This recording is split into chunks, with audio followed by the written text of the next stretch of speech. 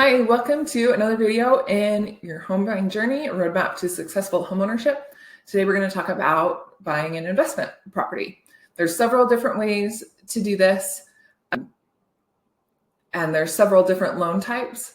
So we won't talk about those in too much detail, but I just want to talk about a few things that are different than if you're buying your own primary residence.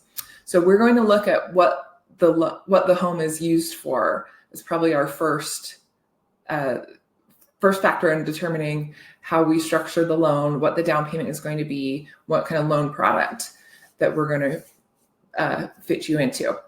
So whether that's a long-term rental with an existing lease or an Airbnb or say like a vacation home that you're going to use personally, some portion of the year, but you're going to rent it out, the other portion that you're not there, all of those factor into what loans are available and what terms you get.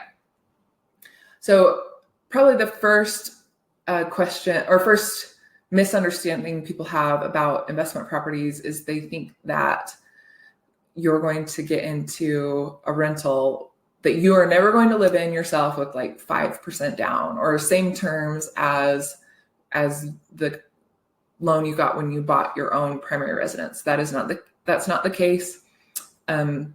The way lenders look at this is not your primary residence. So if the worst was to happen and you had to make a choice between paying the payment between your rental property or the property that your family lives in, 99% of people are going to make the payment on the roof that's over their head.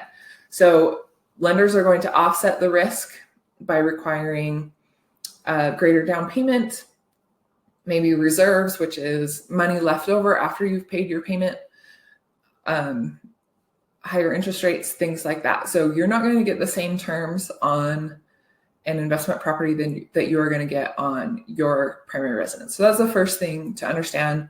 You're definitely going to need more money for a down payment and probably some money left over. Now, my disclaimer, there's always some exception to some rule somewhere, but in general, you're going to need probably 15 to 25% down.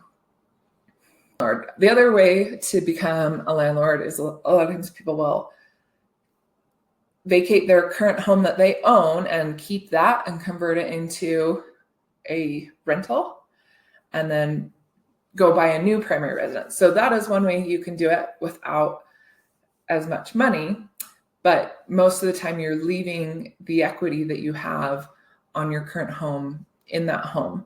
And again, there's other ways to access that, but you will need money for a down payment on the new home, all those kind of things. So that's the key thing. You're definitely going to need cash for this next transaction. So if that's your goal, whether you want to buy an investment property outright or convert your current home into an investment property and buy something new that you will personally live in, you're going to need money for that transaction. So again, going back to the plan, always get your pre-approval figured out. However, if you do it right, you could play the game, save up, live in one home for a few years, save up 5 to 10% for the next property, and move quite a bit. And keep moving. You can do that with multiple properties. So that is definitely one way to build your investment portfolio if you don't mind moving.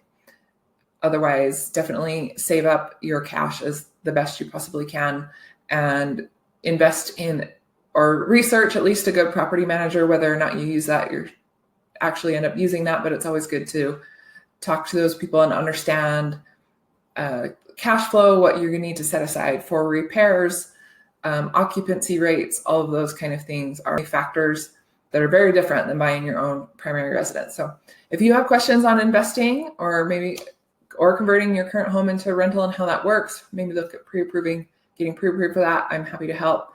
My website will be below, and I'm always happy to chat and answer questions.